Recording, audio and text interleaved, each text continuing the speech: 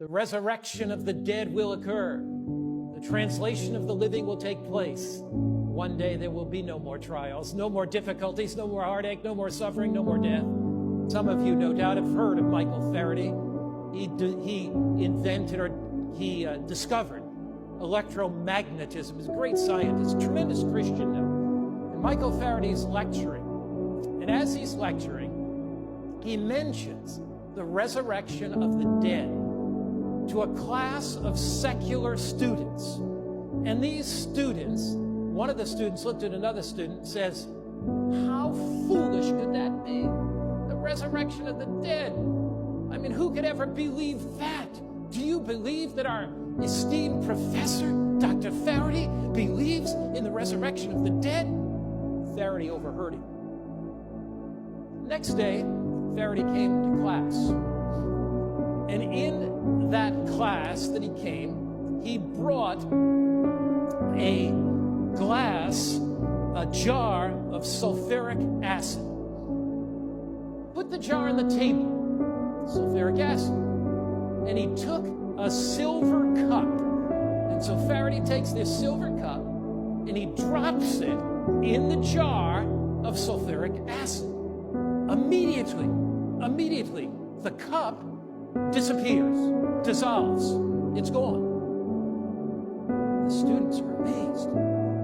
Then Faraday, without saying a word, says, take salt, and he drops the salt in the jar of acid.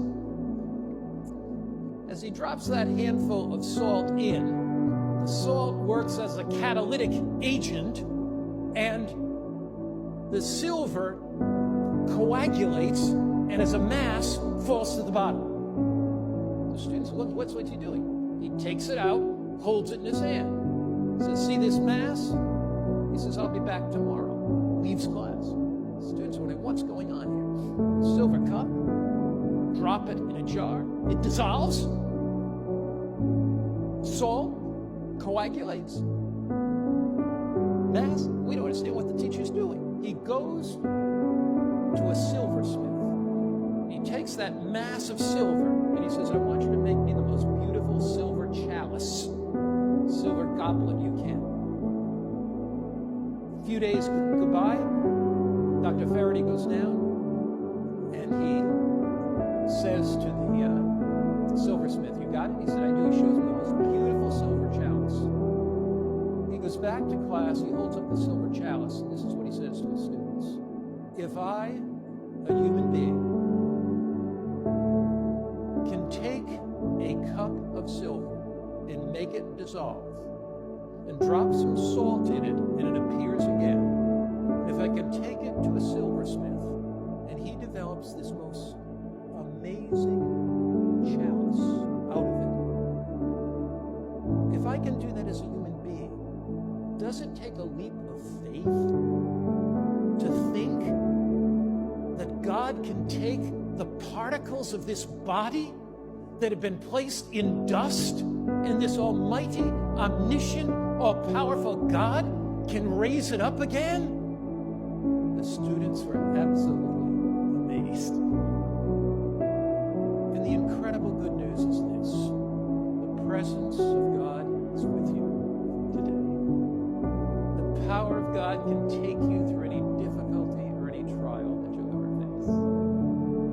And the promise of God is that though worms destroy this body, though it's burned in some fire and ashes, though I'm buried in some cemetery and the roots of some tree go through that grave, though some fish eats it up at the sea, that God has registered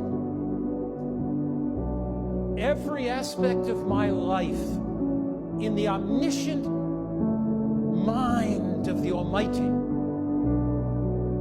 He knows every particle, every tissue, every cell. And if Faraday can recreate a dissolved cup, I believe God can recreate my dissolved body, and that one day I shall see him again face to face. What do you